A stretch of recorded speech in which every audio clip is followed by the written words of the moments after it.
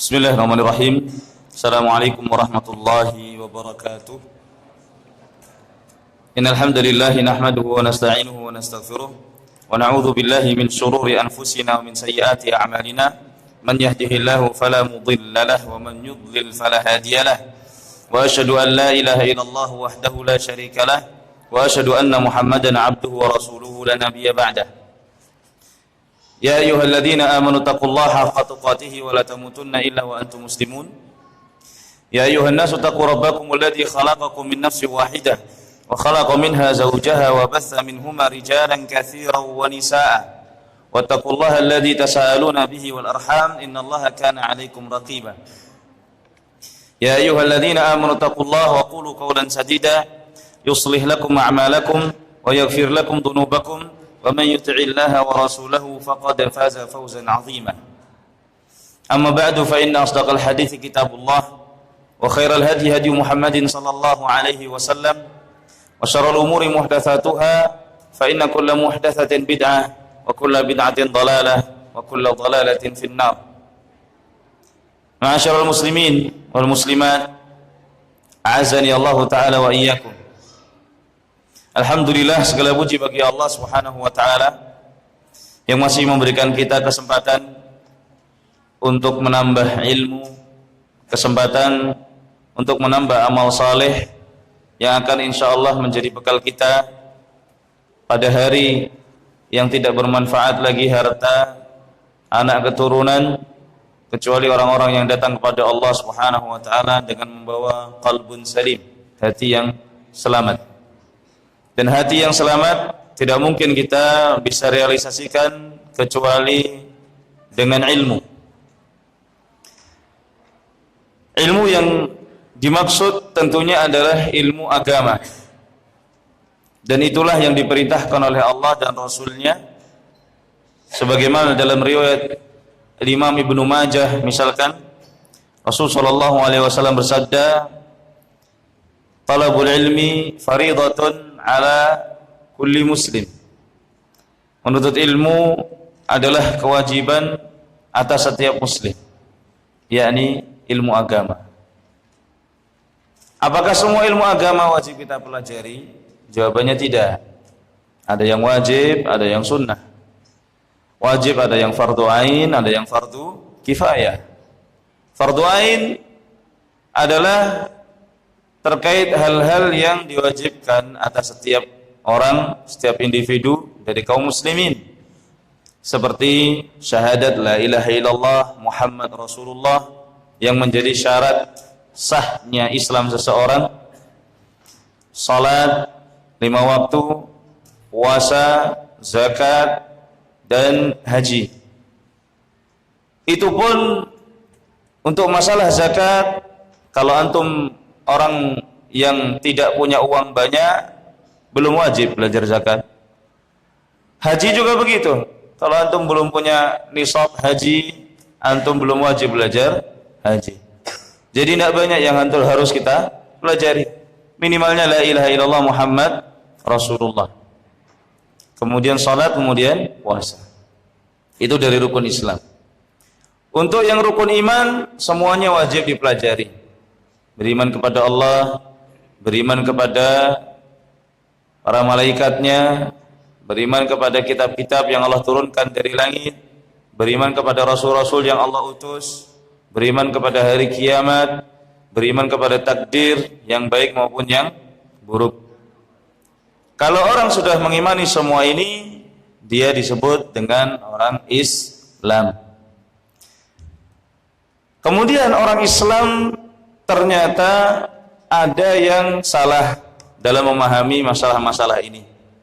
Maka kalau kesalahannya parah dan dia bukan orang yang alim, dia masuk dalam kategori ahli bid'ah.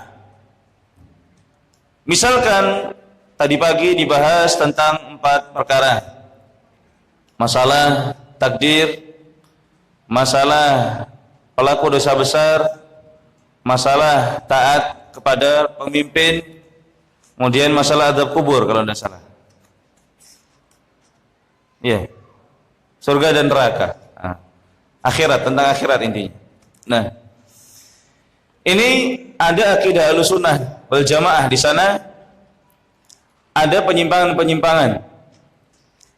Penyimpangan ini kalau terjadi karena bukan ijtihad, yang melakukan kesalahan tersebut bukan seorang ulama, maka ini masuk dalam kategori bid'ah.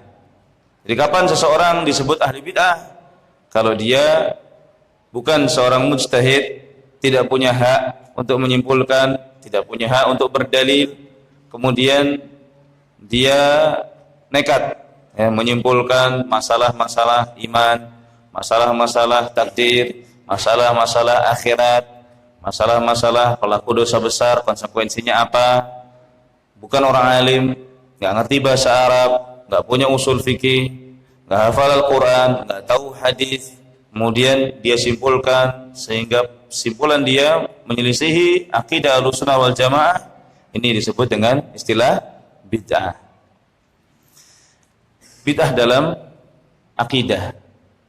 Kalau yang melakukan bukan orang yang seperti ini, tapi dia derajatnya sudah mencapai derajat ulama, maka ini sikap kita beda lagi.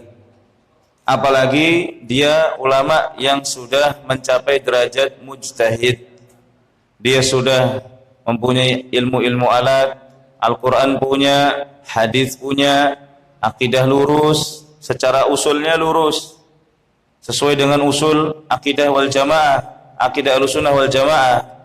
Namun dalam 1-2 kasus dia punya kesimpulan yang berbeda dengan mayoritas ulama, maka orang yang seperti ini kita hukumi sesuai dengan hadis yang diriwayatkan oleh sahabat Amr ibnul As dari Rasul sallallahu alaihi wasallam.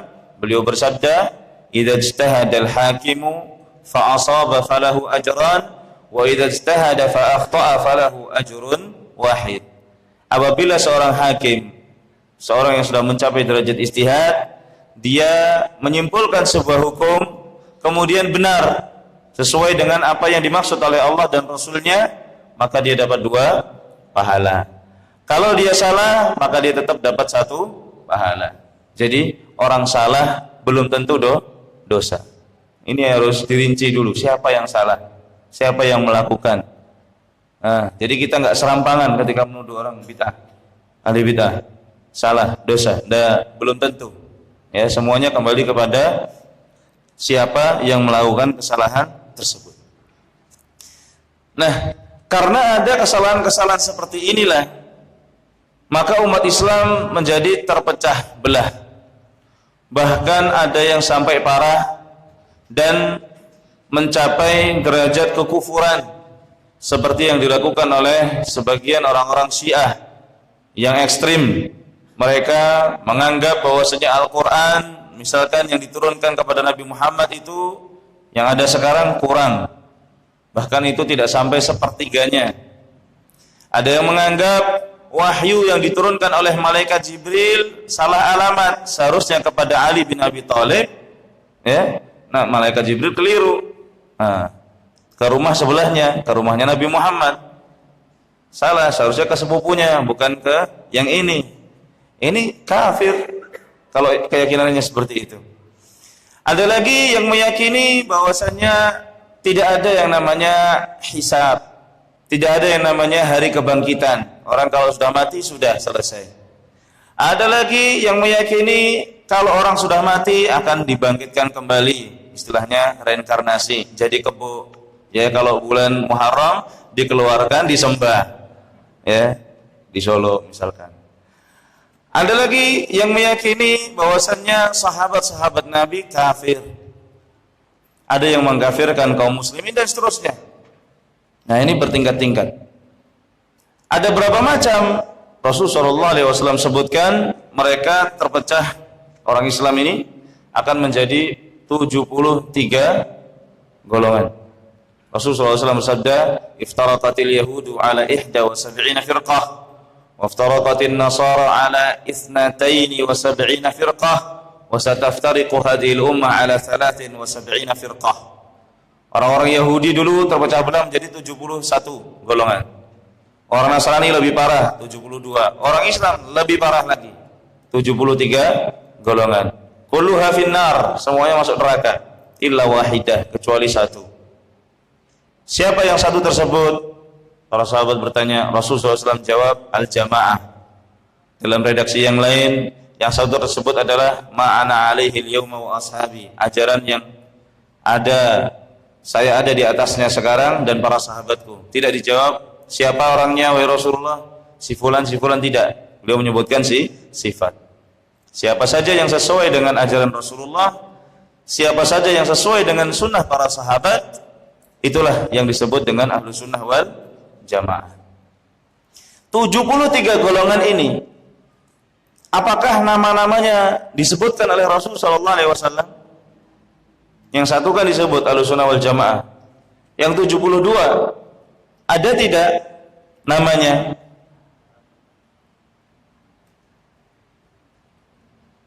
Antum capek? Antum istirahat aja, biar ana yang jawab. Jawabannya iya, bisa diketahui. Ada berapa pangkalnya, ya sumbernya, biang perpecahannya? Nah, sini disebutkan oleh Al-Imam Ibnul Jauzi di kitab Talbis Iblis. Di kitab ini, di sini juga ada.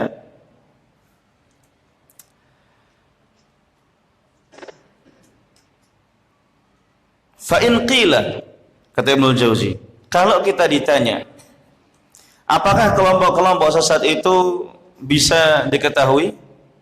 Fal jawabu, beliau mengatakan jawabannya, inna na'riful iftiraq wa usul al-firaq wa inna kulla ta'ifatin minal firaqi qad inqasamat ila firaq. Yang perlu kita ketahui bukan siapa orangnya, tapi usulnya, pokok ideologinya. Jadi antum nggak usah repot-repot. Si Zaid, si Amr, si Khalid, si Ibrahim, bukan. Tapi pokok pemikirannya apa? Itu yang harus kita ketahui. Kan kita sudah, kalau kita belajar akidah, tadi antum belajar akidah ada 4 ya pagi-pagi. Misalkan masalah takdir ya kan. Nah, jadi di sini kita akan ketahui kelompok-kelompok yang sesat dalam masalah takdir apa saja. Misalkan ada Qadariyah namanya. Qadariyah ini apa? Qadariyah ini orang-orang yang mengingkari takdir. Mengingkari takdir kok malah disebut Qadariyah? Ya, karena mereka menyandarkan takdir itu kepada diri sendiri. Yang mentakdirkan bukan Allah, tapi saya, makhluk. Kenapa kok bisa begitu? Antum kan belajar tadi ada 4 tingkatan takdir. Yang pertama ilmu, yang kedua tulis, yang ketiga kehendak, yang keempat ciptakan, kan gitu. Allah tahu dulu. Kalau Allah tahu maka Allah tulis Lauhul Mahfuz. Setelah Allah tulis, Allah kehendaki. Kalau sudah Allah kehendaki, Allah ciptakan. Orang-orang Qadariyah mereka meniadakan tingkatan yang pertama.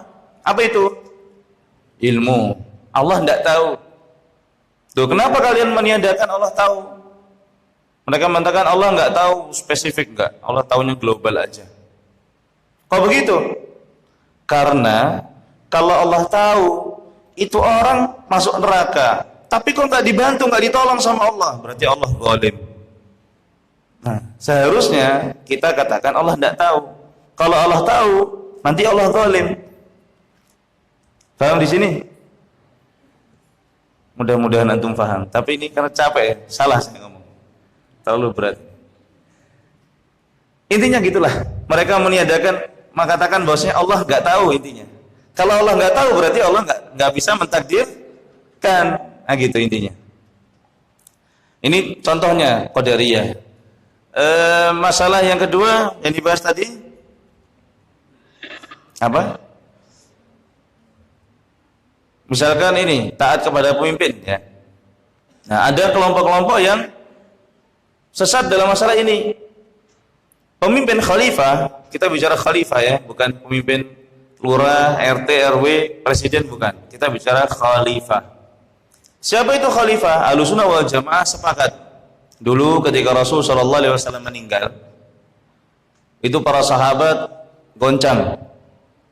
Namun sekelas Abu Bakar dan Umar ya tetap menenangkan, karena orang-orang Ansor udah mulai rapat sendirian ya di tempatnya Saqifah Bani Sa'ad. Rapat mereka mulai menentukan siapa yang akan memimpin setelah Rasul SAW meninggal. Nah di situ Abu Bakar dan Umar datang supaya orang-orang tidak menyimpulkan pendapat yang salah. Kemudian datanglah Bashir, bapaknya Nu'man, kemudian mengabarkan, Abu Bakar juga mengabarkan bahwasannya khalifah harus dari orang Quraisy. Ada kelompok yang mengatakan khalifah itu tidak harus dari Quraisy, siapa aja boleh, yang penting dia punya ilmu dan zuhud. Gak boleh orang kaya, harus orang zuhud. Siapa orang-orang ini? Orang-orang Khawarij. Makanya nanti Ali bin Abi Thalib diperangi oleh mereka, dibunuh Ali bin Abi Thalib. Bahkan nantilah kita ceritakan, biar antum santai ya, nggak usah mikir banyak, kita cerita aja nanti. Nah, kemudian contoh lain masalah pelaku dosa besar juga begitu. Ada kelompok yang meyakini kalau orang muslim melakukan dosa besar langsung kafir. Sedangkan dalam ilmu akidah namanya janji Allah, apakah sudah pasti? Jawabannya iya. Kalau kita lakukan jahanam, misalkan orang yang membunuh orang muslim balasannya neraka jahanam. Apakah setiap? Nah, tadi yang antum pelajari akidah Ahlussunnah wal Jamaah, surga dan neraka itu abadi, ya kan? Nanti ada orang-orang yang mengatakan surga dan neraka tidak abadi. Ada yang mengatakan orang-orang yang sudah masuk surga bosan, hidupnya enak terus. Dan ini orang-orang Syiah, bahkan orang-orang Asy'ariyah juga ada. Bosan. Karena sudah bosan, akhirnya mereka udah mau ngapain lagi? Kemudian dihancurkan oleh Allah Subhanahu wa taala, udah selesai kalian. Nah, begitu. Jadi ini yang akan kita bahas. Kenapa bisa terjadi seperti ini? Kita sebutkan sebab-sebabnya dulu.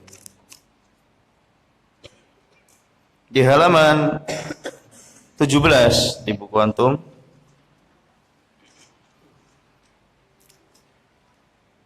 sebab yang pertama adalah ta'assub, fanatisme, taklid.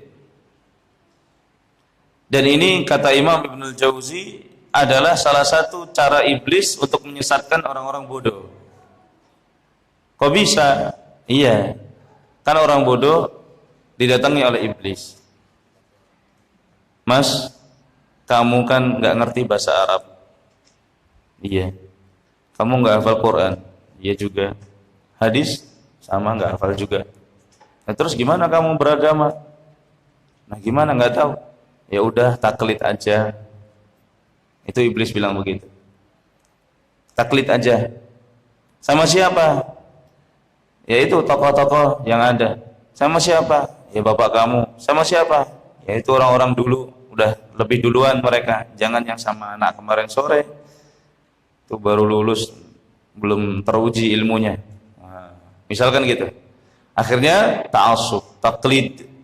Gak mau dipakai otaknya, akalnya tidak mau dipakai. Kata Imam Abdul Jauzi, orang yang seperti ini itu seperti orang yang diberi oleh Allah lilin untuk menerangi kegelapan, malah dia matikan, dan dia ridho untuk berjalan di muka bumi ini di dalam kegelapan, nabrak-nabrak kemana-mana dia tidak tahu. Karena apa? Akalnya dia matikan sendiri. Dia ta'assub, dia taklid, fanatik buta.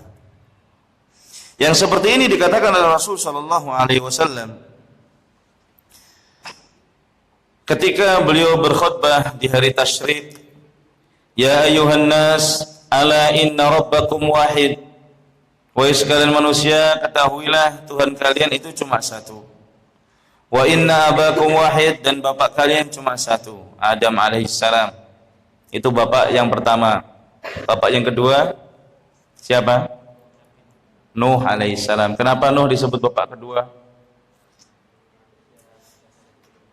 Karena seluruh dunia ini dibinasakan oleh Allah Subhanahu wa taala. Orang-orang yang beriman yang naik kapalnya Nabi Nuh, ya semuanya tidak punya keturunan. Yang punya keturunan cuma Nabi Nuh, makanya Nabi Nuh disebut Abul Bashar Ats-Tsani, bapaknya manusia yang kedua. Ala la fadla li arabiyyin ala ajami, ketahuilah tidak ada keutamaan bagi orang Arab dibanding orang non-Arab. Wala li ajamiyyin ala arabi, tidak ada keutamaan bagi orang non-Arab dibanding orang Arab. Wala ahmar ala aswad, orang yang merah maksudnya orang putih, kulit putih tidak lebih utama daripada orang yang berkulit hitam. Demikian pula orang yang berkulit hitam tidak lebih utama daripada orang yang berkulit putih kecuali dengan takwa. Nah, sini kita diperintahkan oleh Rasul sallallahu alaihi wasallam untuk tidak mengekor kepada siapapun, tapi intinya satu, setiap orang harus bertakwa kepada Allah Subhanahu wa taala. Dengan takwa, apa itu takwa? Yaitu menjalankan perintah Allah Subhanahu wa taala dan menjauhi larangan Allah Subhanahu wa taala dengan ilmu, ya dengan ilmu, bukan dengan taklid.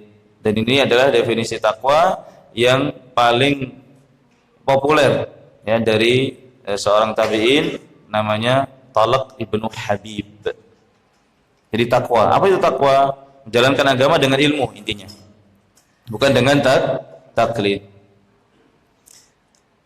Apakah taklid tercela semuanya? Jawabannya enggak juga. Taklid itu harus dilakukan bagi orang awam yang tidak tahu sama sekali. Tapi ketika dia bisa belajar, harus belajar. Tidak boleh dia sama sekali mengabaikan akalnya, kemudian dia hanya taklid buta. Dia harus menggunakan akalnya semampunya. Tapi kalau dia tidak tahu, ya sudah taklid. Apakah ada orang yang tidak pernah taklid sama sekali?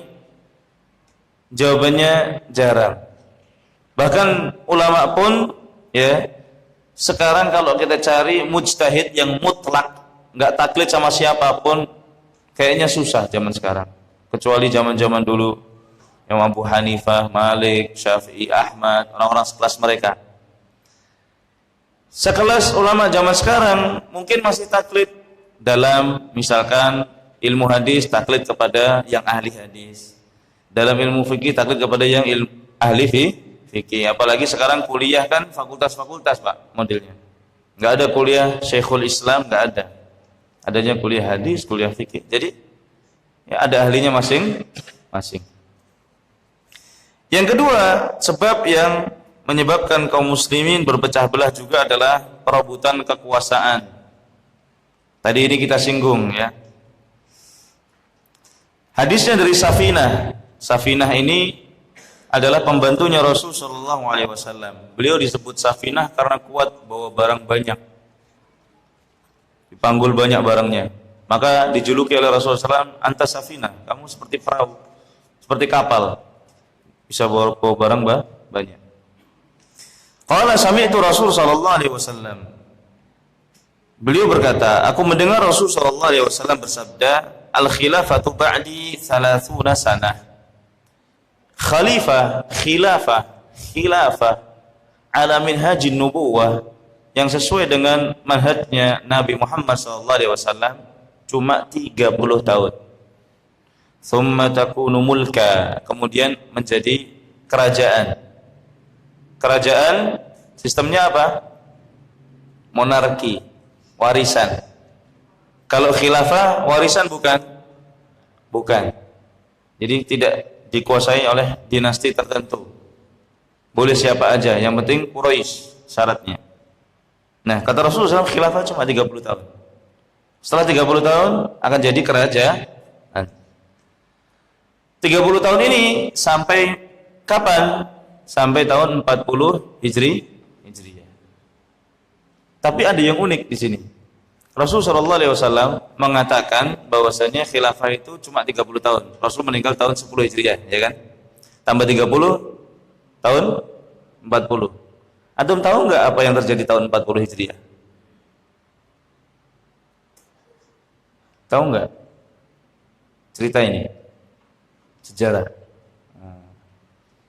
Belajar sejarah itu penting, karena kita hidup ini sejatinya cuma ngulangi sejarah-sejarah yang udah-udah, yang sudah pernah, dan nggak ada yang baru. Ada yang bilang at-tarikh yu'idu nafsah, sejarah akan selalu mengulangi dirinya. Ada lagi yang lebih pedas mengatakan sejarah tidak mengulangi dirinya, tapi manusia mengulangi kebodohannya. Karena kita nggak baca sejarah, jadi kesalahan orang dulu kita lakukan lagi. Ya, seharusnya kesalahan sudah ada, kita tinggal pelajari, kemudian kita hindari, kan begitu. Oke, kembali ke tahun 40. Ini terjadi peristiwa besar waktu itu. Setelah Ali bin Abi Thalib radhiyallahu taala anhu dibunuh. Kita cerita sedikit.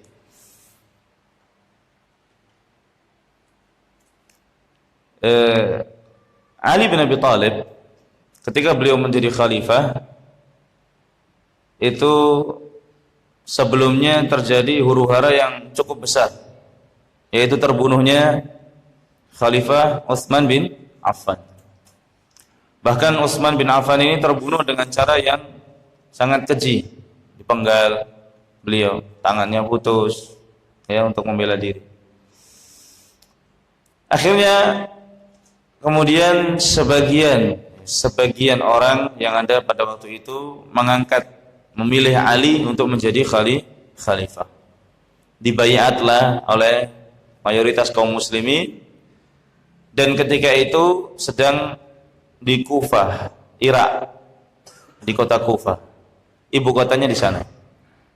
Orang Madinah nggak mau baiat, orang Syam, Damaskus, Suriah nggak mau baiat, ya, karena mereka menuntut supaya Ali untuk membereskan dulu masalah orang-orang yang membunuh Utsman. Sedangkan orang yang membunuh Utsman itu berlindung di bawah kekuasaannya Ali bin Abi Thalib. Ini diceritakan panjang lebar oleh Al-Imam Ibnu Katsir dalam kitab beliau Al-Bidayah wa Nihayah. Akhirnya terjadi long march, demo, aksi damai dari Madinah ke Irak.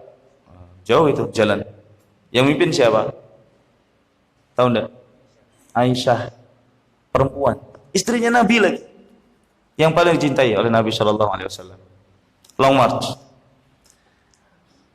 Aisyah nyampe di sebuah daerah. Aisyah nanya, ini daerah apa namanya? Kemudian orang bilang nama daerah ini.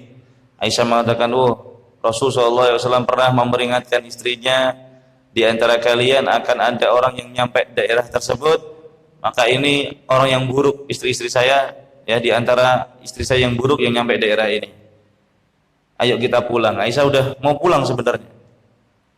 Orang-orang yang provokator bilang, enggak, kita kan mau aksi damai, kita enggak ngapa-ngapain, kita cuma pengen menyampaikan aspirasi kita kepada Ali supaya bereskan urusan Utsman. Akhirnya jalan terus. Ali udah siap-siap mau ke Suriah, nggak jadi, tarik lagi pasukan. Karena itu mulai dari 5.000 orang, pindah ke kota, nambah sampai 8.000 orang di Basrah. Akhirnya dicegat oleh Ali bin Abi Thalib di Basrah bersama 2 pasukan ini, atau 2 kelompok lah ya. Akhirnya ditenangkan oleh Ali bin Abi Thalib, ya ini anak urusi masalah khilafah dulu, biar rapi dulu negara ini, negara Islam. Baru nanti anak bereskan urusan-urusan yang lain. Karena ini lebih urgent, lebih penting, harus didahulukan. Maka Aisyah, Zubair bin Awam, Talha bin Ubaidillah, dan lain-lain ridha. Dan yang ikut long march ini sahabat-sahabatnya sedikit. Akhirnya mereka sepakat untuk pulang. Tapi di malam harinya, di situ banyak provokator yang membuat kekacauan, membunuh sebagian orang. Nah, pagi-pagi akhirnya ribut lagi, perang Aisyah dan siapa? Ali. Dan di situ terbunuh orang-orang yang istimewa, Zubair bin Awam. Zubair bin Awam ini, kalau antum tahu anaknya siapa? Anaknya Awam. Masa nggak tahu udah disebutkan. Ibunya namanya siapa? Asma istrinya. Ummu Zubair. Masya Allah. Ummu Zubair. Ibunya namanya Sofiyah. Siapa Sofiyah? Bibinya Nabi Muhammad sallallahu alaihi wasallam. Zubair bin Awwam bin Khuwailid. Masih saudara dengan Khadijah. Ibunya Zubair, Sofiyah, ammatu Rasulullah sallallahu alaihi wasallam. Zubair ini padahal dulu di awal-awal masih muda-mudanya itu beliau dengan Ali bin Abi Thalib ini dua orang yang paling penting dalam Islam. Kalau ada mission impossible, misi-misi yang susah, itu dua orang ini yang beresin, Zubair dan Ali. Makanya Ali sangat sedih itu ketika aduh Zubair yang meninggal. Ini kehilangan besar ya kaum muslimin. Akhirnya berhasil didamaikan oleh Ali dan pulang. Ini disebut dengan istilah perang apa? Perang Jamal. Ya. Kemudian Ali setelah dari perang Jamal berangkat ke Suriah. Nah di situ akhirnya ketemu dengan tentaranya siapa? Muawiyah di daerah Siffin. Nah, di daerah Siffin perang lagi, perang Siffin. Perang saudara lagi, Islam sama Islam. Apakah dikafirkan oleh Ali bin Abi Thalib? Tidak. Apakah kemudian Ali bin Abi Thalib meyakini bahwasanya darah mereka halal? Tidak juga. Ya. Cuma ini ya konflik yang tidak bisa dihindari lagi. Nah, kekuasaan. Muawiyah dan Ali akhirnya sepakat untuk damai. Kemudian ketika sepakat untuk damai, mereka mengutus utusan untuk rapat mencari jalan keluar. Ya, ada Abu Musa al-Asy'ari, ada Amr bin As di sana. Akhirnya damai. Setelah damai, nah orang-orang yang dulunya mendukung Ali bin Abi Thalib sekarang makin benci. Kenapa? Mereka punya 3 alasan. Karena orang Khawarij, mereka akidahnya kalau orang Muslim melakukan dosa besar, kafir. Pemimpin nggak harus dari Quraisy. Nah gitu kan. Kalau kita boleh merangi mereka, berarti mereka bukan orang Islam. Gitu mikirnya, cetek mereka. Akhirnya mereka ngumpul-ngumpul Pak di daerah sebuah kampung namanya kampung Harura. Maka mereka disebut Haruriyah, orang-orang Khawarij. Ada ribuan orang di situ. Nah, untuk menenangkan mereka, ada salah seorang sahabat yang berangkat ke sana, yaitu Abdullah bin Abbas. Izin sama Ali. Saya ini orang baik. Mereka tidak akan menyakiti saya. Saya pengen nasihati mereka. Kata Ali, akhsha alaik. Saya khawatir nanti mereka akan mencelakaimu. Ibnu Abbas meyakinkan Ali, akhirnya diizinkan berangkat ke sana. Panjang kisahnya, Abdullah bin Abbas mengatakan, saya datang dari Ibnu Ammi Rasulullah, sepupunya Rasulullah. Disebut sengaja sepupunya Rasulullah untuk mengingatkan mereka bahwasanya yang sedang mereka perangi ini adalah sepupunya Nabi dan menantunya, dan khalifah yang sah dipilih oleh para sahabat, dan kalian tidak ada seorang sahabat pun bersama kalian. Kenapa kalian memberontak? Sebagian minggir, gak mau. Udah jangan debat sama orang ini orang Quraisy ini. Dalam Al-Quran orang Quraisy disebutkan, apalagi Bani Hashim, kata Nabi, kata Allah dalam Al-Quran, balhum qaumun khasimun. Ini orang-orang pintar debat, kalian nanti kalah, minggir. Tapi yang sebagian tetap ngeyel. Akhirnya mereka mengatakan 3 hal yang buat kami mengkudeta Ali bin Abi Thalib. Apa itu? Yang pertama, karena dia perang dan tidak mengambil tawanan. Apalagi?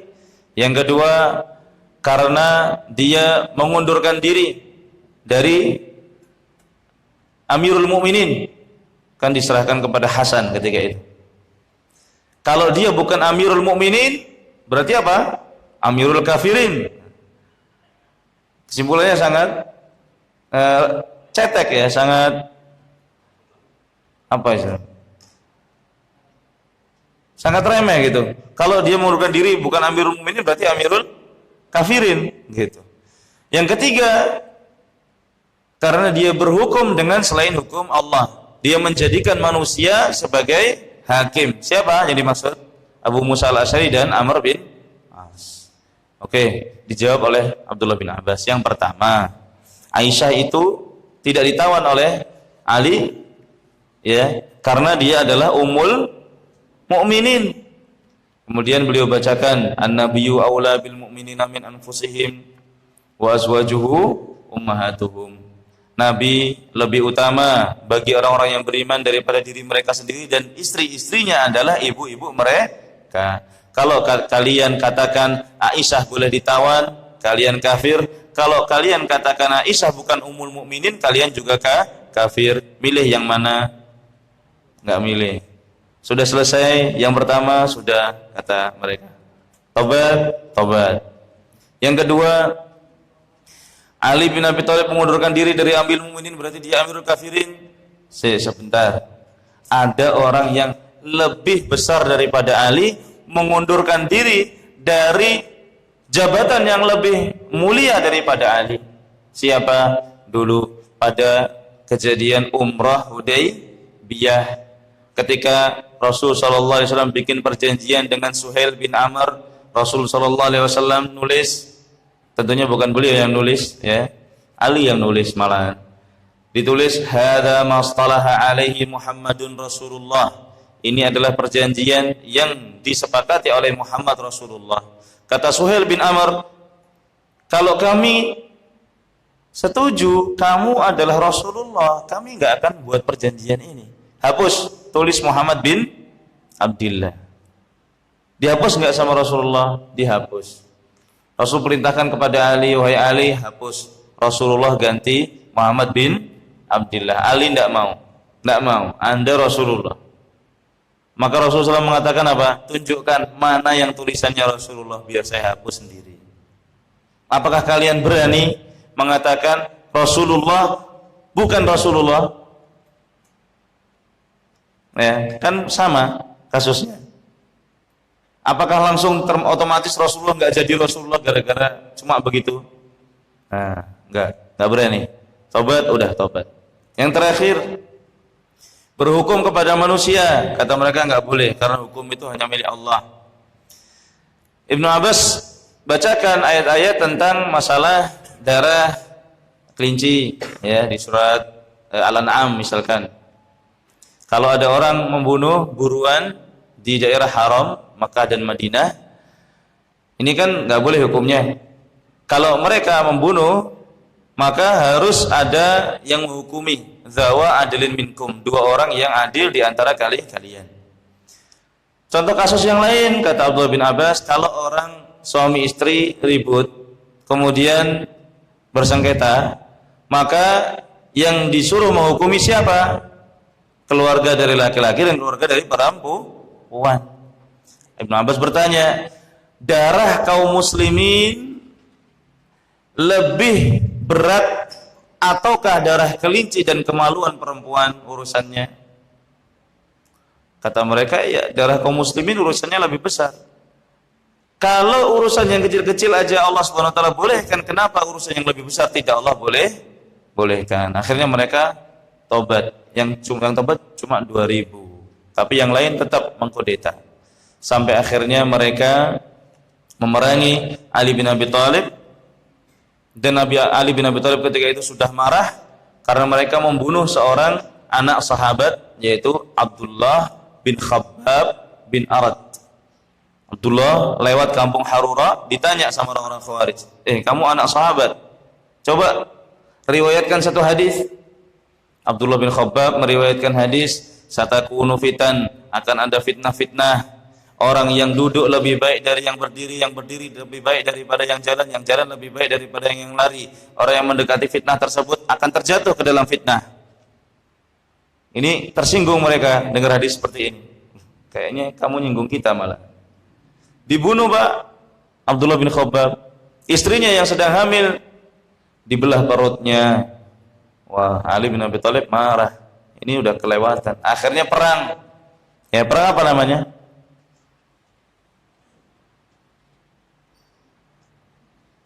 Nggak tahu juga. Ya, PR di rumah. Nanti dicari ya. Sekali-sekali antum PR. Biar buka kitab. Atau buka Google. Nahrawan. Kemudian banyak yang dibunuh kan oleh Ali bin Abi Thalib. Mereka dendam, Pak. Ada seorang namanya Abdurrahman bin Muljam atau Muljim. Enggak penting lah namanya, enggak usah diperselisihkan, orang jahat enggak usah dicari mana yang betul. Sebut aja Muljam, Muljim sama aja. Enggak perlu diperdebatkan itu. Dia ngajak 3 temannya, Pak. Sepakat, ayo mereka ingat-ingat teman-teman kita dulu, orang-orang yang berjihad di jalan Allah, ikhlas, dibunuh oleh Ali bin Abi Thalib. Enggak ada enaknya hidup ini setelah mereka pergi. Ayo kita balas dendam aja. Akhirnya mereka sepakat tanggal 17 Ramadan berangkat, yang satu ke Kufah bunuh Ali bin Abi Thalib yaitu Abdurrahman bin Muljam sendiri, yang satu berangkat ke Mesir membunuh Amr bin As, yang satu berangkat ke Damaskus membunuh Muawiyah. Sepakat akhirnya Ramadan berangkat mereka. Dan orang-orang Khawarij ini menganggap ibadah bunuh Ali itu ibadah. Karena Ali menurut mereka kafir. Karena dia sudah berhukum dengan selain hukum Allah. Menurut mereka. Akhirnya dia masuk ke daerah Basrah, dekat Kufah, kota dekat Kufah, tetangganya. Di Basrah dia tinggal di kampung Khawarij juga. Nah, di situ dia sembunyikan keinginannya itu karena bahaya ini membunuh khalifah. Banyak orang yang enggak setuju, bahkan orang Khawarij pun enggak setuju. Akhirnya sampai dia ketemu bunga desanya kampung tersebut. Namanya Qatam bin Sajnah, bunga desa Qatam bin Sajnah. Dilamar sama Abdurrahman bin Muljam. Ternyata perempuan ini mensyaratkan, kalau kamu mau ngelamar saya, syaratnya satu. Apa? Maharnya adalah membunuh Ali. Ya Allah. Ingat lagi, oh iya, saya datang ke sini itu tujuan saya. Akhirnya nikah. Maharnya apa? Membunuh Ali. Dia siapkan diracun ini pisau selama 40 hari. Kasih racun terus setiap hari. Datang ke Kufah, sholat subuh, Ali ditusuk beberapa kali, kemudian kabur dia. Ditangkap, Ali pas ngimami sholat subuh, yang ditusuk-tusuk. Dan jatuh beliau, imam digantikan oleh orang yang lain, ditangkap. Ketika ditangkap ini Pak, dia malah senyum, malah membawakan ayat-ayat, malah berdalil, dan dia mengatakan saya akan mati syahid. Ini bahaya sekali pemikiran apa? Khawarij. Temannya yang satunya yang ke Mesir, qaddarallah, Allah mentakdirkan imam subuh ketika itu bukan Amr ibnul As. Amr bin As sedang sakit, imamnya digantikan orang lain. Kan dia nggak kenal Amr bin As seperti apa. Al-Muhim tusuk aja ternyata bukan. Selamat Amr bin As. Kemudian Muawiyah, Imam Muawiyah ditusuk tapi beliau tidak meninggal. Ya, dan tidak meninggal. Selamat juga Muawiyah. Yang meninggal cuma siapa? Ali bin Abi Thalib. Kepalanya sini dibelah sini, Pak. Ini pakai pedang sini tusuk. Ini Ali bin Abi Thalib meninggal beliau radhiyallahu taala anhu. Nah, di Damaskus itu ada cerita, tahu mihrab Pak ya? Apa hukum mihrab di masjid?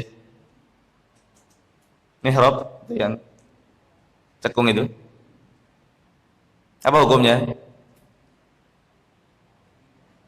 Antum jangan malu-malu mau bilang bid'ah. Nah, ini pertama kali yang bikin siapa? Muawiyah.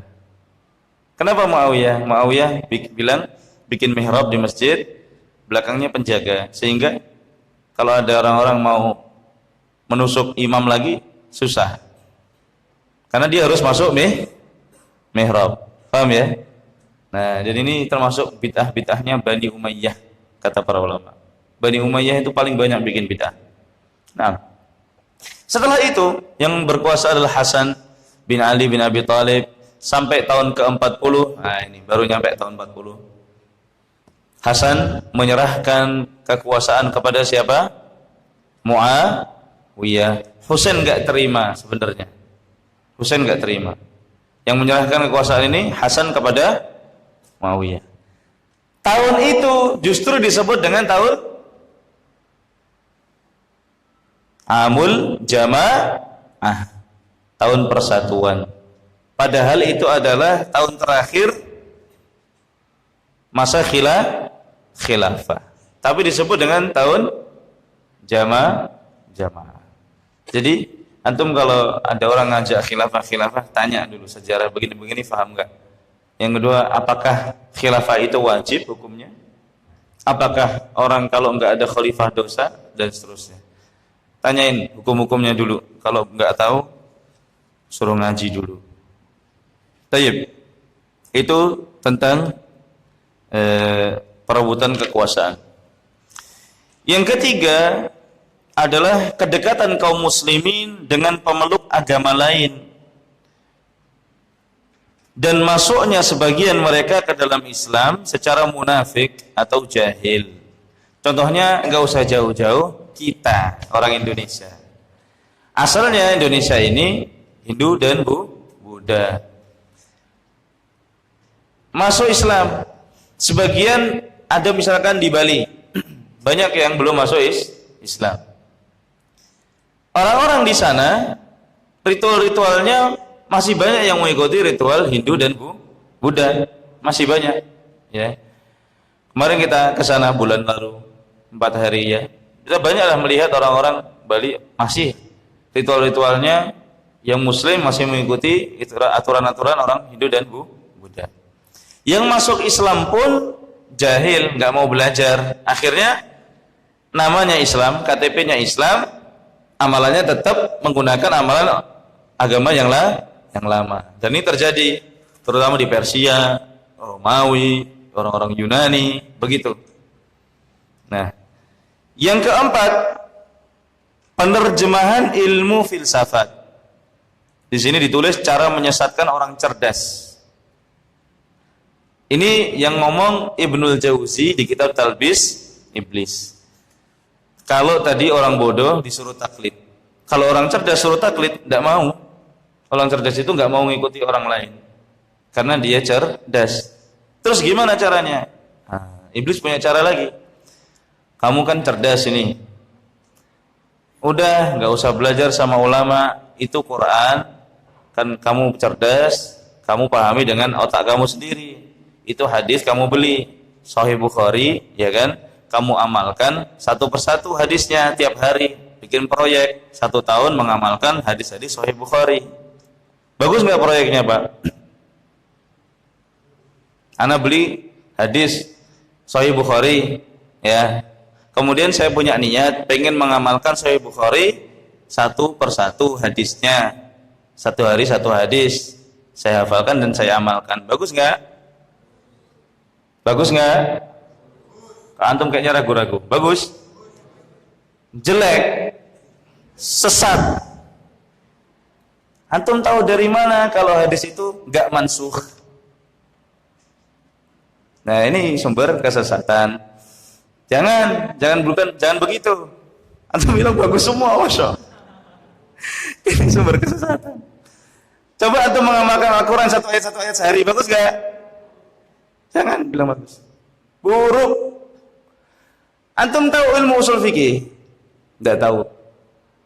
Ada ayat umum, ada ayat khusus. Ya kan? Ada ayat mansukh, ada yang nasikh. Antum mengamalkan surat Al-Baqarah misalkan. Orang yang zina dikurung di rumah ya sampai mati. Mau antum amalkan?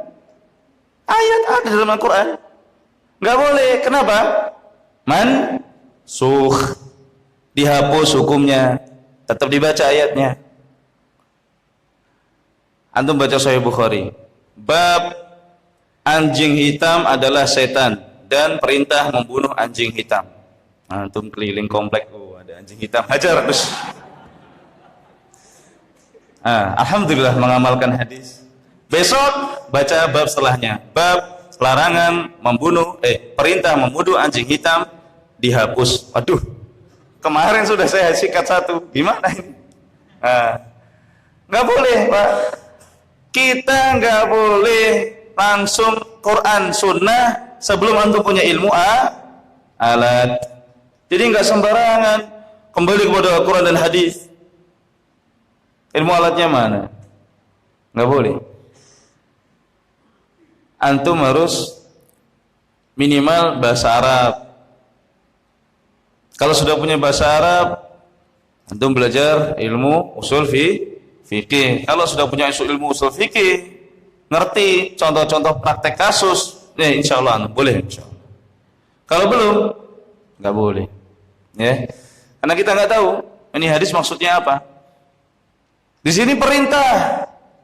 Apakah langsung antum menyimpulkan wajib? Di sini larangan. Apakah langsung antum simpulkan ini haram? Tidak bisa. Antum kumpulkan banyak hadis dulu. Siapa tahu larangan ini hukumnya makruh. Siapa tahu sudah dihapus hukumnya jadi boleh. Ziarah kubur apa hukumnya? Boleh. Bahkan sun. Dulu dilarang. Iya, dulu dilarang. Kan begitu. Nah, jadi jangan antum bilang bagus. Orang yang cerdas disesatkan oleh iblis dengan cara begitu. Udah, kamu beli Al-Quran, kamu beli Sahih Bukhari, kamu simpulkan sendiri hukumnya. Akhirnya, apa yang terjadi? Banyak kesimpulan-kesimpulan yang menyelisihi ijma para ulama. Yang para ulama sudah ijma, dia bilang ada khilaf. Yang para ulama khilaf cuma 2 pendapat, dia bawa pendapat ketiga. Boleh nggak? Ini kan perselisihan. Misalkan begini, masalah contoh gampang aja ya. Sujud. Ketika antum turun untuk sujud, kaki dulu apa tangan dulu? Kaki dulu atau tangan dulu? Berselisih udah. Jangan dijawab tangan, jangan jawab kaki. Itu jawaban salah semua. Yang betul sebagian ulama bilang tangan, sebagian ulama bilang kaki. Cuma ada 2 pendapat. Hadisnya Abu Hurairah bilang turun pakai tangan. Hadisnya Wa'il bin Hujr, dan dua-duanya ada di Sunan Abu Dawud, satu bab disebutkan semua hadis ini. Nah, gimana untuk mengamalkan hadis satu-satu kalau begini? Ini kaki, ini tangan. Hadisnya Wa'il bin Hujr, lutut dulu. Oke. Para ulama berselisih menjadi 2 pendapat. Kemudian datang orang zaman sekarang baru belajar usul fikih mengatakan, ini ya mungkin ditanyakan pengajian, Ustaz, sebenarnya yang betul bagaimana? Kalau sujud itu tangan dulu atau kaki dulu? Ya itu kalau bisa kita kompromikan boleh, kadang-kadang pakai kaki, kadang-kadang pakai tangan. Ini kayaknya jawabannya sangat bijak. Kayaknya. Bagi orang yang nggak paham. Bagi orang yang paham, ini jawaban sangat salah. Kenapa? Karena dia bikin pendapat ketiga yang dulu para ulama tidak katakan. Paham? Kalau antum mengatakan pendapat ketiga yang dulu ulama nggak sebutkan, berarti antum menuduh. Zaman dulu para ulama nggak paham pendapat yang ketiga ini. Berarti mereka salah semua, yang benar cuma ana. Iya nggak? Secara langsung untuk menyesatkan mereka. Salah mereka. Yang betul saya. Nggak boleh.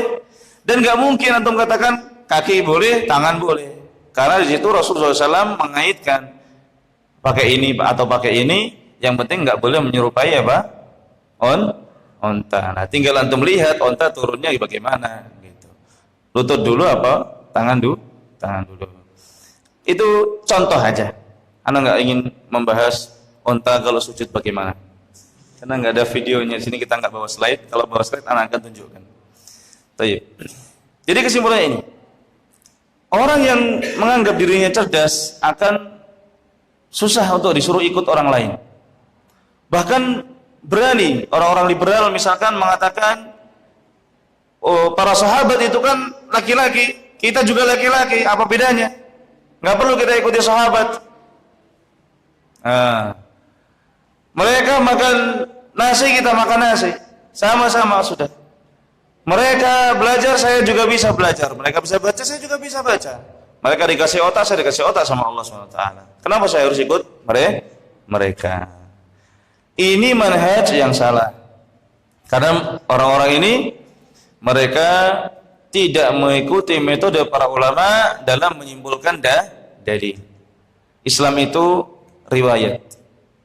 Kalau dulu para ulama berselisih dua pendapat, nggak boleh antum bikin pendapat ketiga. Kalau antum bikin pendapat ketiga, berarti antum secara tidak langsung menuduh para ulama dulu semua sesat dan kebenaran baru ada zaman sekarang.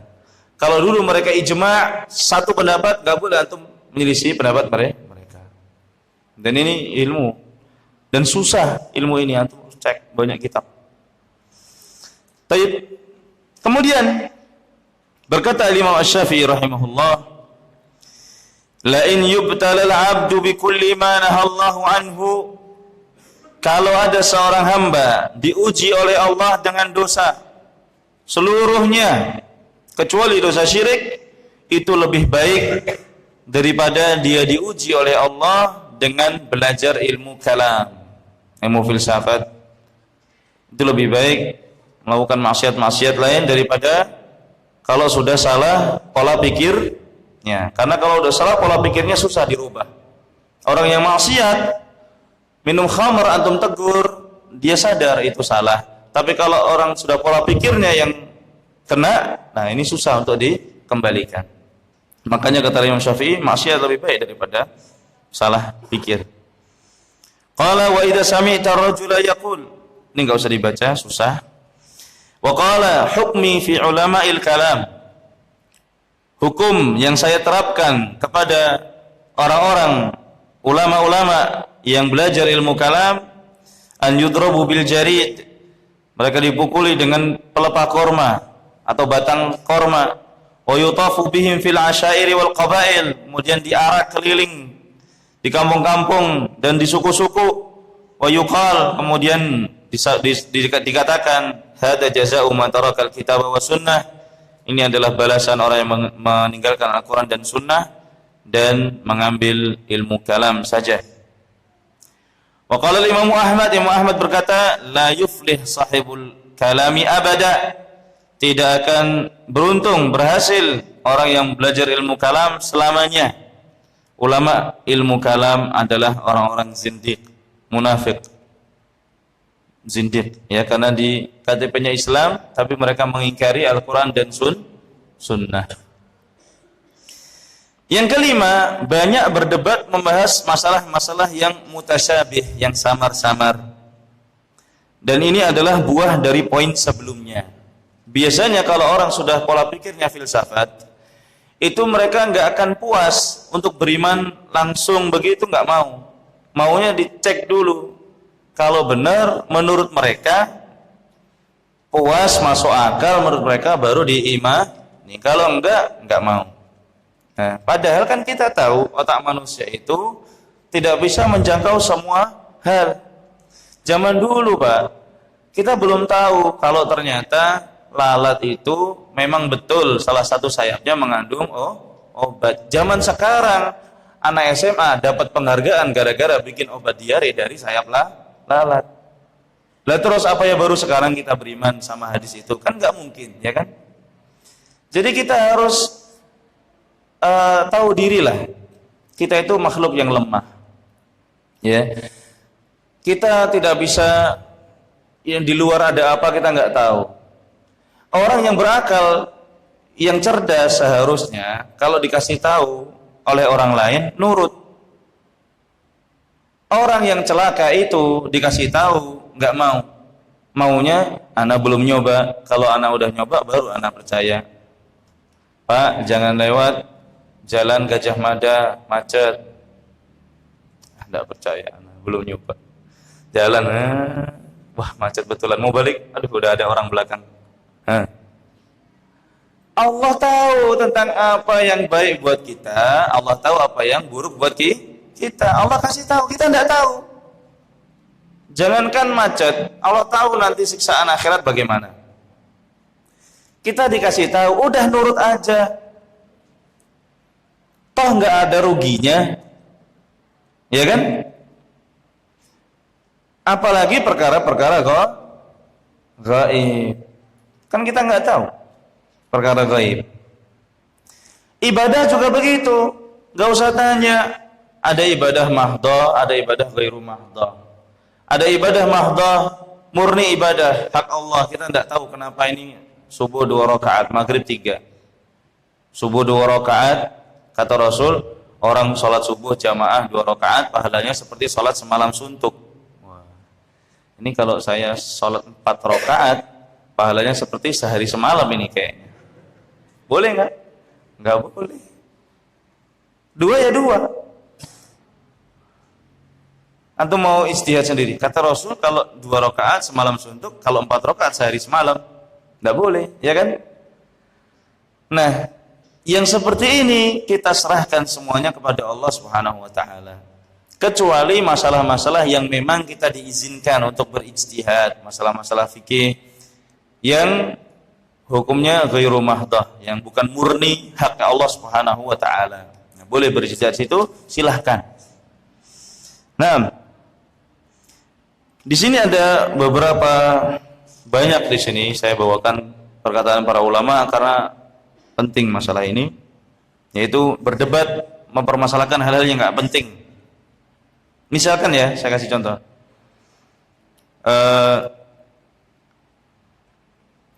Apa bedanya Nabi dan Rasul misalkan? Ini ilmu, ya kalau antum tahu alhamdulillah, tapi kalau antum nggak tahu juga tidak masalah sebenarnya. Nggak usah lama-lama debat masalah ini. Tinggalkan. Orang Muslim itu ilmu yang dia pelajari adalah ilmu yang bernilai pahala. Kalau tidak bernilai pahala, udah tinggalkan. Pekerjaan yang dia kerjakan yang bernilai pahala. Kalau nggak bernilai pahala, udah tinggalkan. Nggak penting, udah. Rugi, waktu kita nggak banyak. Besok mati, kita nggak tahu. Ya. Debat masalah ini bumi datar atau bulat. Udah nggak usah lama-lama ngapain. Debat masalah besok kiamat atau lusa. Nggak usah. Ini ilmu nggak penting. Rasulullah SAW ditanya, hadisnya di Sahih Bukhari, di Kitabul Ilm, ada sahabat datang, ya Rasulullah mata sa'ah, ya Rasulullah kapan kiamat? Dijawab enggak sama beliau? Enggak dijawab. Cuma dijawab apa yang sudah kamu persiapkan. Karena yang manfaat bukan tahu kapan kiamat, yang manfaat adalah apa? Apa yang sudah kita siapkan. Dari Muslim bin Yasar, beliau adalah seorang tabi'in sejaman dengan Hasan al-Basri. Beliau berkata, iyyakum wal mira', jauhilah oleh kalian perdebatan, fa innaha sa'atu jahlil alimi, karena perdebatan itu adalah saat-saat orang alim kelihatan bodohnya. Wa biha yabtaghi syaitanu sallatahu, dan dengan perdebatan itu setan mencari kelengahan dia. Orang kalau sudah debat kalah itu malu, Pak. Apalagi di depan umum. Ada enggak orang debat ngaku salah? Saya kira itu sudah tidak ada zaman sekarang. Kecuali zaman-zaman Imam Syafi'i. Beliau kalau debat, beliau mengatakan, ketika saya mau berdebat dengan musuh saya berdoa kepada Allah supaya musuh saya itu tidak mengucapkan kecuali kebenaran, sehingga saya nggak usah repot-repot berdebat. Kalau orang sekarang enggak, salah ya karena sudah terlanjur diucapkan, dibela terus. Bahkan orang Khawarij pun mau tobat, debat dengan siapa? Abdullah bin Abbas. Nah, disinilah setan punya celah. Karena malu yang kita dahulukan, ego yang kita dahulukan, akhirnya kita jadi sesat malahan. Yang kedua dari Abu Kilabah, beliau berkata, la tujalisu alal ahwa, jangan kalian duduk bersama orang-orang pengikut hawa nafsu, wala tujadiluhum, dan kalian jangan debat dengan mereka. Ini ada kitab judulnya Ringkasan Fikih Membantah Orang-orang yang Menyelisih Kita. Ini ada buku aslinya tebal dan ini saya bawa ringkasannya. Intinya di sini disebutkan, kalau antum mau debat, itu antum harus tahu orang yang debat dengan antum itu selevel dengan antum. Kalau orangnya bodoh nggak boleh didebat, karena nggak ada faidahnya. Dia nggak ngerti apa yang antum ucapkan. Dia nggak ngerti dalil. Dia nggak ngerti susah. Ya. Bahkan misalkan debat ini orang bukan ahli agama, orang politik, antum debat sama dia, percuma. Nah dia nggak ngerti, antum bawakan ayat dia nggak paham, antum bawakan hadis dia nggak paham. Dia nggak tahu hadis dan ayat itu adalah sumber hukum Islam yang nggak boleh dibantah. Yang kayak gini hindari. Ya, wala tujadiluhum, jangan kalian debat dengan mereka. Fa inilah amanu an yakmisukum fid dhalalah, karena saya tidak menjamin kalau mereka nanti menjerumuskan kalian ke dalam kesesatan, wa an yulbisu alaikum fid din, atau minimalnya mereka membuat rancu agama kalian, ba'dama lubbisa alaihim, seperti sebagian yang telah rancu bagi mereka. An Muawiyah bin Qarrah, beliau berkata, al-khusumatu fid din tuhbitul a'mal. Perdebatan dalam masalah-masalah agama itu berpotensi menggugurkan amal soleh kita. Karena kalau kita sudah jadi kafir, karena udah ngeyel, gugur amal soleh kita. Nah ini yang bagus nih, yang D ini. Ini bagus sekali ceritanya. Dari Ma'an bin Isa, qala, beliau berkata, suatu hari Imam Malik pernah pulang dari masjid dan beliau bersandar pada tangan saya karena beliau sudah tua. Falahiqahu rajulun yuqalu lahu Abul Juwairiyah kana yuttahamu bil irja. Maka beliau dikejar oleh seseorang, disusul oleh seseorang yang namanya Abul Juwairiyah. Orang ini orang Murji'ah. Faqala, maka dia mengatakan, wahai Abu Abdillah, Imam 4 madhab kunyahnya semuanya Abu Abdillah kecuali satu. Siapa? Abu Hanifah. 4 imam madhab kunyahnya semua Abu Abdillah kecuali satu. Siapa? Ya Abu Hanifah. Nah jangan lama-lama jawabnya kalau itu. Abu Abdillah Imam Malik, Ahmad bin Hanbal Abu Abdillah, anaknya memang namanya Abdullah. Imam Syafi'i juga Abu Abdillah. Kalau Abu Hanifah siapa? Ya Abu Hanifah. Ya Abu Abdillah, isma' minni. Abu Juwairiyah berkata, wahai Abu Abdillah, dengarkan saya. Mau ngajak debat. Syai'an ukallimuka bihi wa uhajjuka. Dengarkan sesuatu dari saya yang saya ingin bicara dengan Anda dan berdebat dengan Anda. Uhajju, muhajjah itu artinya berdebat. Wa ukhbiruka bi ra'yi, dan saya ingin mengabarkan Anda tentang pendapat saya. Qala, Imam Malik tanya dulu.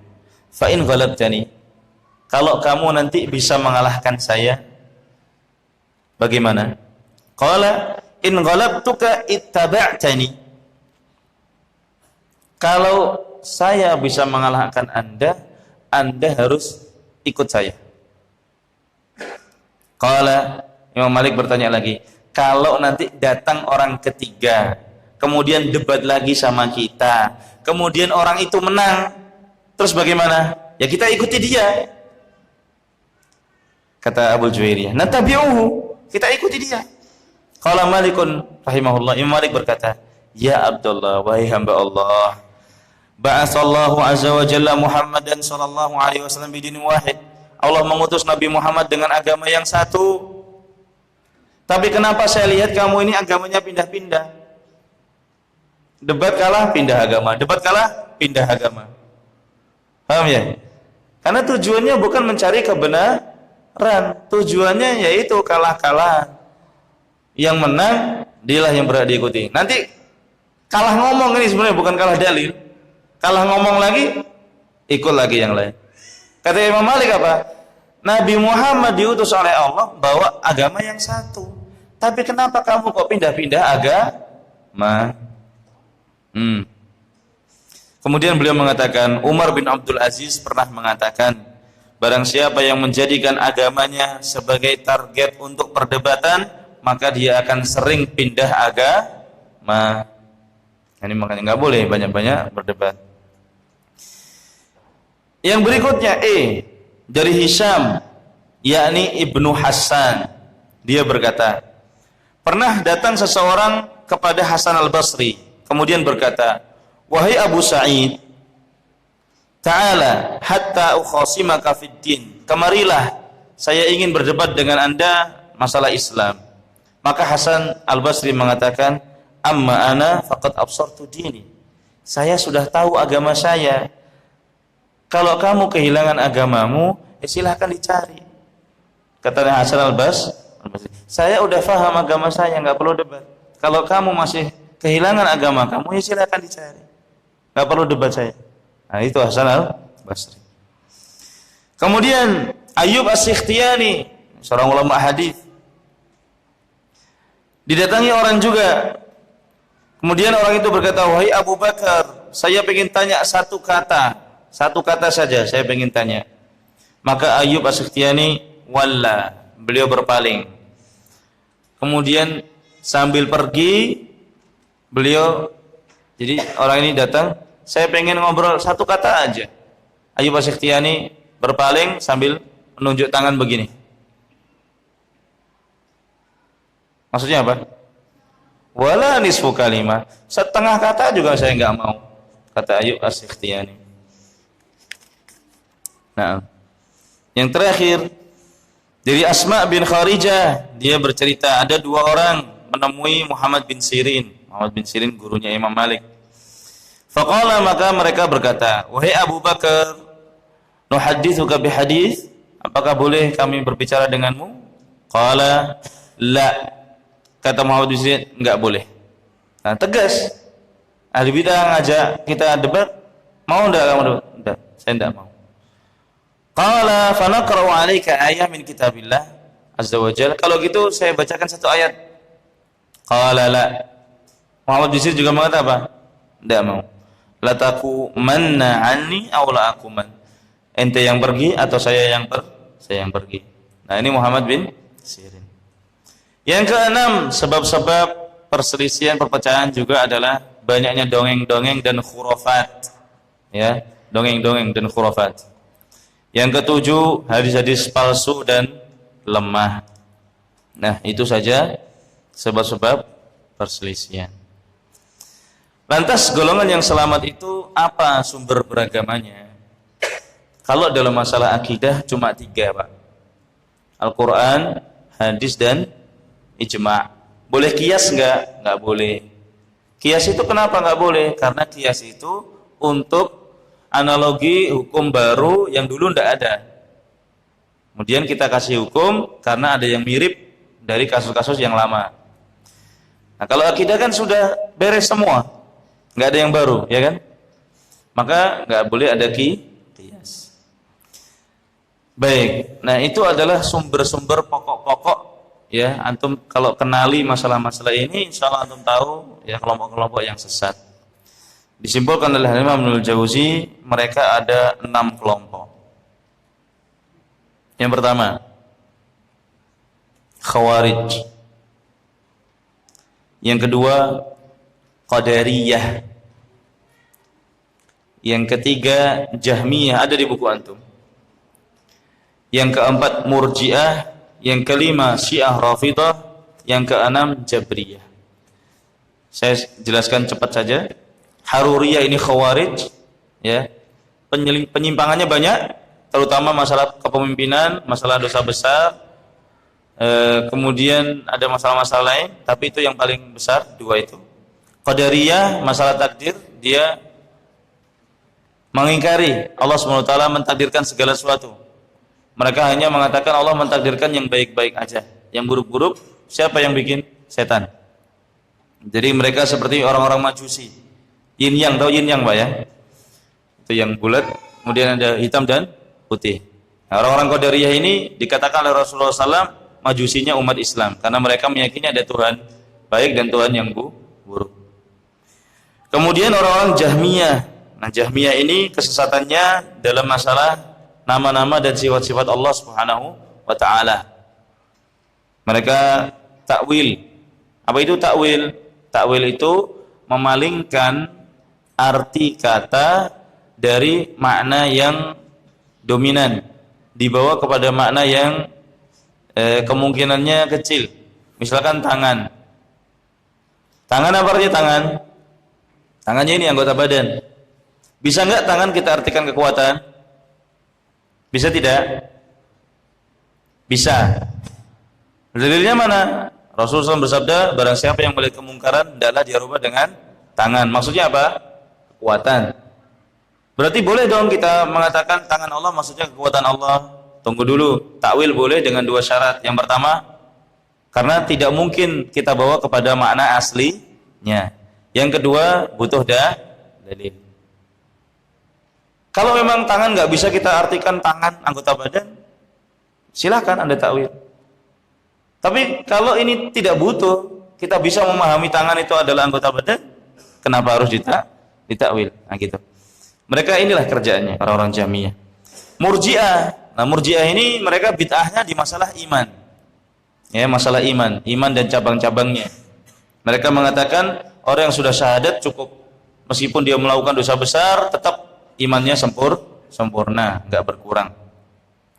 Rafidah, orang-orang Rafidah ini yang paling komplit bid'ahnya, banyak, bahkan mereka mungkin ya bisa kita katakan punya agama sendiri, ya, yang ekstrim-ekstrim itu. Terutama bid'ah mereka dalam masalah mencintai sahabat. Mereka hulu, berlebihan dalam mencintai ahlul bait dan mengkafirkan para sahabat. Jabriyah ini merupakan respon dari Qadariyah. Kalau Qadariyah tadi mengingkari takdir, kalau Jabriyah ini respon sebaliknya, yaitu semua yang ada di muka bumi ini berjalan atas kehendak Allah Subhanahu wa taala, dalam artian kita tidak punya kehendak. Kita tidak bisa milih. Ya, semuanya Allah yang kerjakan, bukan kita. Dan ini juga mazhab yang sesat. Antum periksa kelompok-kelompok sesat zaman sekarang, pasti ada salah satu dari 6 usul ini. Dalam kepemimpinan, enggak keluarlah dari 6 ini intinya. Ya. Jadi antum kalau mau belajar tentang teologi atau ilmu firaq, antum bisa pelajari 6 ini. Tapi nasihat saya, antum pelajari akidah Ahlussunnah wal Jamaah dulu, baru antum belajar ini. Karena khawatir, kadang-kadang kita Pak ngajar subat-subat itu senang. Kalau santri itu diajar debat itu senang, kan keren gitu kan kayaknya. Tapi itu bahaya. Kadang-kadang subatnya dia, pas dia dengerin subatnya, masya Allah ya. Pas denger bantahannya tidur. Waduh, ini bahaya ini. Jadi dia makan racun, ngeluarinnya lupa gitu. Pas bagian mengeluarkan racun dia tidur, pas bagian dengerin racunnya pas melek. Nah, ini bahaya. Makanya antum belajar akidah Ahlussunnah wal Jamaah dulu. Saya cukupkan sampai di sini. Ya, mudah-mudahan bermanfaat apa yang kita pelajari pada sore hari ini. Sebenarnya ini masih panjang ya. Dulu saya bahas ini 3 hari. Ya karena perlu fondasi yang kuat dulu gitu. Tapi karena waktu kita yang sedikit, dan mudah-mudahan yang sedikit ini diberkahi oleh Allah Subhanahu wa taala, kita cukupkan sampai di sini.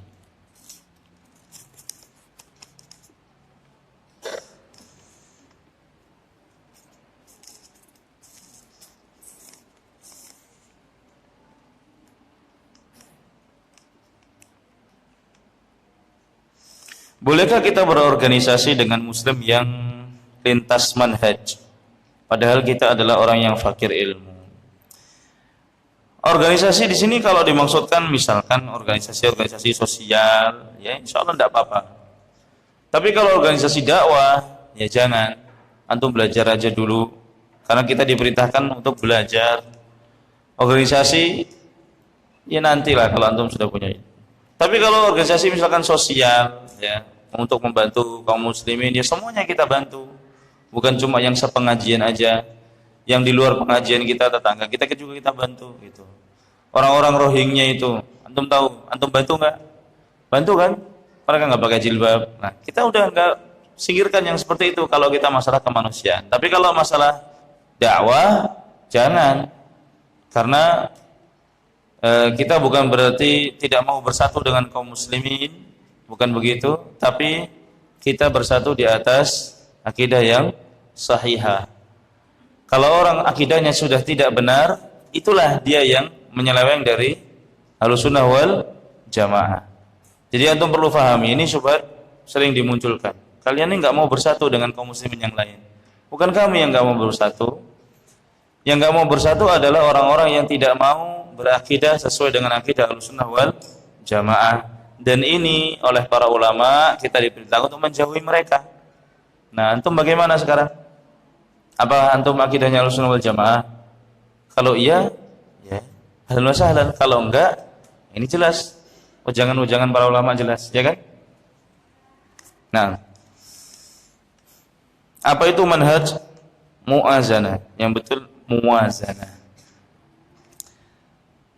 Manhaj muazanah ini adalah salah satu metode dalam mengkritisi orang. Begini, kita harus adil ya dalam segala sesuatu, bahkan kepada musuh kita harus adil. Namun dalam satu bab, yaitu bab mengkritik, mentahdir, memperingatkan, maka di sini tidak perlu kita muwazanah. Apa muwazanah? Muwazanah itu imbang artinya. Ya, kita kalau ngeritik orang nggak hanya keburukannya aja yang kita sebut, tapi kebaikannya juga. Itu maksudnya muwazanah. Jadi kita harus ngimbangi. Orang ini sebagaimana dia punya keburukan, dia juga punya kebaikan. Dalam muamalah sehari-hari itu tidak masalah yang seperti ini. Tapi kalau dalam masalah kita sedang bicara tentang masalah kritis ilmiah, maka di sini kita tidak perlu bermuwazanah, ya, dan tidak boleh bahkan para ulama. Karena tujuannya adalah untuk memperingatkan supaya orang-orang ya tidak mendekati orang itu. Kalau antum sebutkan dia baik, kan nggak jadi tahdir namanya. Malah antum mengajak kan gitu kan.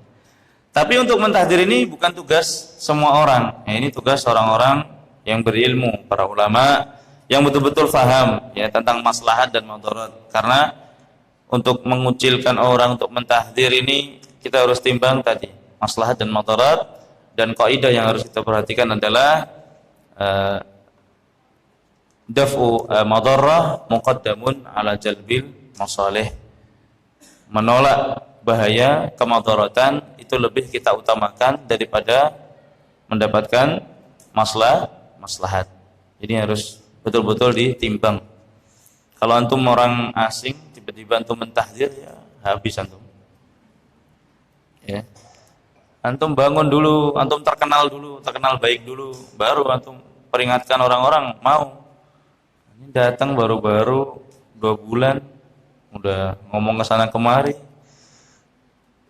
nggak percaya orang-orang. Tapi kalau kita sudah dikenal oleh masyarakat baik, kita dikenal orangnya bersosial dengan baik, kemudian orang-orang akan nurut sama kita. Rasulullah SAW dikenal dengan sebutan apa? Al-Amin.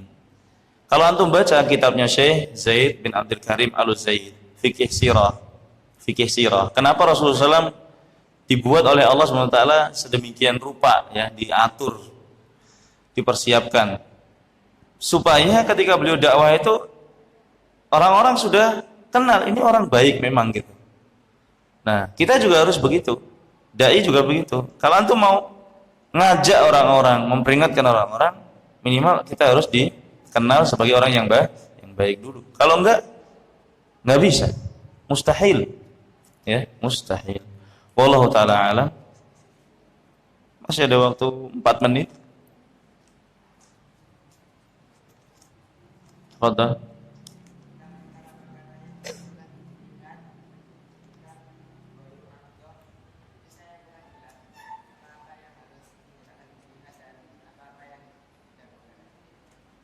Contoh ya, saya kasih contoh. Mahdhah itu adalah ibadah murni. Mahdhah artinya murni. Seperti sholat, berapa rakaat? Sholat maghrib 3 rakaat. Nah ini kan murni hak Allah SWT menentukan. Kita nggak ngerti kenapa 3. Ibadah ghairu mahdhah, contohnya zakat. Zakat. Berapa yang harus kita keluarkan untuk zakat fitrah? Misalkan 2,5 kilo ya, atau liter. Boleh ditambah nggak? Kita katakan boleh. Kenapa? Karena tujuannya jelas. Tujuannya adalah memberi makan orang miskin. Tujuan itu memberi makan orang miskin, semakin banyak kita kasih semakin baik. Batas minimalnya 2,5 kilo. Batas minimal ini kalau kita laksanakan sudah sah. Ya tambah boleh nggak? Boleh. Kenapa? Karena di sini bukan murni hak Allah Subhanahu wa taala. Paham? Paham ya? Nah, itu namanya ghairu mahdhah. Nah. Fadhal.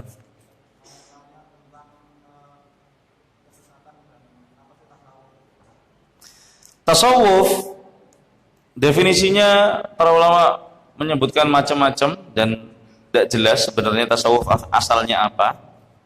Cuma intinya begini. Orang-orang yang sufi mereka memandang bahwasanya tasawuf itu adalah sebuah ilmu untuk menguasai diri, akhlak sebenarnya. Zuhud, ya. Meninggalkan dunia, cinta kepada akhirat. Apakah tasawuf bagus? Iya, di awal bagus. Seperti Ibrahim bin Adham, seperti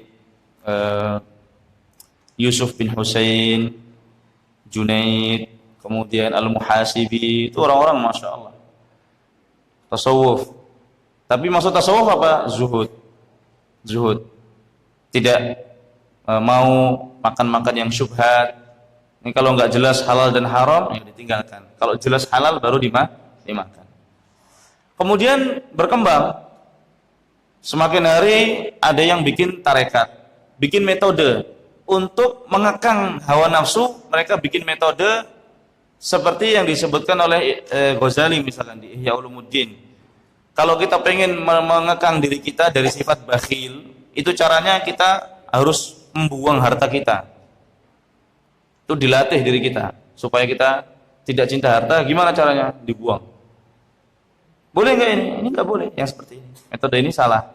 Karena masuk ke dalam larangan apa? Mubadzir. Nah gitu ya. Bahkan ada yang menyewa orang untuk mencela dirinya sendiri. Nah kita nggak boleh mengorbankan orang untuk mencela kita supaya kita latihan sabar.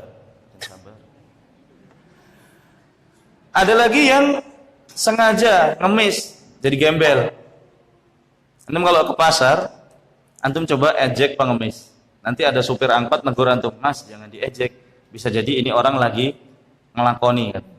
Maksudnya ngelakoni apa? Itu orang-orang tasawuf yang sedang melatih dirinya supaya dia ya rendah diri di depan Allah Subhanahu wa taala dan tidak sombong. Nah, ini metode-metode yang diingkari oleh para ulama. Termasuk tarekat-tarekat seperti semedi di gunung. Bahkan kata Syekhul Islam Ibnu Taimiyah, jin paling banyak di mana? Di gunung. Kenapa? Ya mangsanya di sana. Sufi-sufi itu naik gunung. Kalau mereka zikir 2000 kali ketemu syekh ini, 4000 ketemu gurunya lagi, 5000 ketemu Nabi, 10000 ketemu Allah. Nah gitu. Di mana? Di gunung. Jin menyamar. Nah, yang metode-metode sini nggak boleh. Tapi kalau tasawuf maksudnya adalah belajar zuhud, belajar wara', ini bagus. Jadi kalimat tasawuf ini kalau yang dimaksudkan zaman sekarang ini sesat, banyak sesatnya. Tapi kalau dulu antum lihat yang Ahmad, ya beliau tasawufnya apa? Zuhud. Ahlan wa sahlan. Seperti Al-Muhasibi, dia dijuluki Al-Muhasibi karena dia sering muhasabah, introspeksi diri. Dia ketika bapaknya meninggal, itu warisannya ribuan dirham. Dia nggak mau ngambil sedikit pun. Kenapa? Karena bapaknya itu Qadariyah. Padahal Qadariyah tidak dikafirkan 100% oleh para ulama. Tapi dia mengatakan, Rasulullah SAW bersabda, tidak boleh dua agama yang berbeda saling mewarisi. Kan syubhat, bisa jadi kafir, bisa jadi enggak, ya kan bapaknya. Beliau memilih tidak mau mengambil warisan dari bapaknya. Nah, ini Masya Allah bagus. Tapi kalau yang kesini-sini, pokoknya mulai setelah zamannya Syekh Abdul Qadir Jailani, beliau adalah ulama Hambali, gurunya Ibnu Qudamah. Nah, kesini-sini itu mulai banyak rusaknya.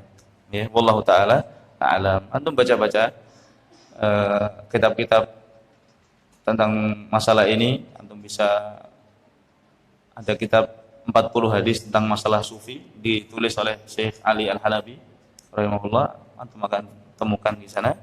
Atau kitab ini sepertiganya bahas tentang tasawuf, sepertiga kitab Talbis Iblis, dan sudah ada terjemahannya juga. Cukup insyaallah, sudah kelewatan 2 menit. Saya takut antum istirahatnya kurang. Kita tutup dengan doa kafaratul majlis. Subhanakallahumma bihamdik, asyhadu an la ilaha illa anta, astaghfiruka wa atubu ilaik. Wassalamualaikum warahmatullahi wabarakatuh.